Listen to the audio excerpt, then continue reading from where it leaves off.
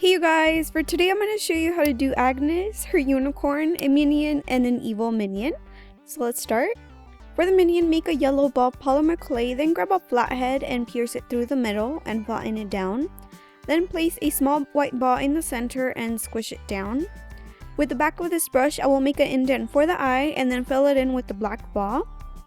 Roll out 3 small balls and then make them into some teardrop shapes. Brush some TLS on the top of the head and then stack them on. Roll out some silver clay and try your best to wrap it around the eye and cut off any extra. Then roll out some strands of clay, place them next to each other and cut them in the middle. Place them next to the eye and try your best to align them in a straight line and then fully bake your charm. For the evil minion, make the head and the eye like we did before, but for the hair, make a triangle. Then place it on the top and with the needle make some line indents on the side and on the top of the hair. Flatten down a circle and then cut it in the middle and place it on the top of the eye for the eyelid. Then add the goggles like we did before and fully bake your charm. For the unicorn's horn, roll out 2 strands of gold clay on one end, place them next to each other and carefully start twisting them.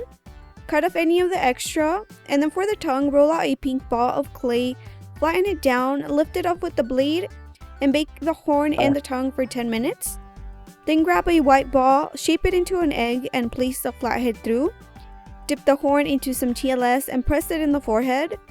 Make some indents for the eyes and fill them in with some white eyeballs. Cut the tongue in half, dip it into some TLS, then pierce it through the bottom of the head. Roll out a strand of pink clay and press it down on the middle of the head and cut off any extra.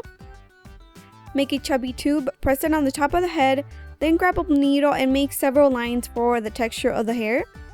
For the ears, make some teardrop shapes and with a toothpick make an indent in the middle. Then place them next to the hair and then fully bake your charm.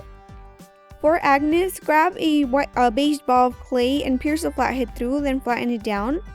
Make an indent for the eyes and for the eyelashes. Add the nose, add the ears, and for the mouth, add a pink ball. Press it down and make an indent in the middle of the mouth. Add the black eyeballs and the eyelashes into the indents. And for her hair, roll out some clay on each end and press it on the sides of her head. Cut out a half circle and place it on her forehead, then add the lines to her hair. Add a red ball on the top of her head and flatten it down, then place a tube on top of it and add lines to the ponytail. Attach some hair flyaways next to her ears and fill the back of her head so that she doesn't look bald, and then fully bake your charm.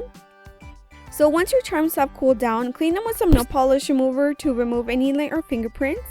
Paint on the last details with some acrylic paint. Let the acrylic paint completely dry. Glaze your charms, make your eye pins, and we're done. So I ended up making some in cold porcelain. I just replaced the baking with the drying and the TLS with the glue. If you guys decide to recreate any of these charms, please share them with me on Instagram. I would love to see them, and I hope you have a good one. Bye!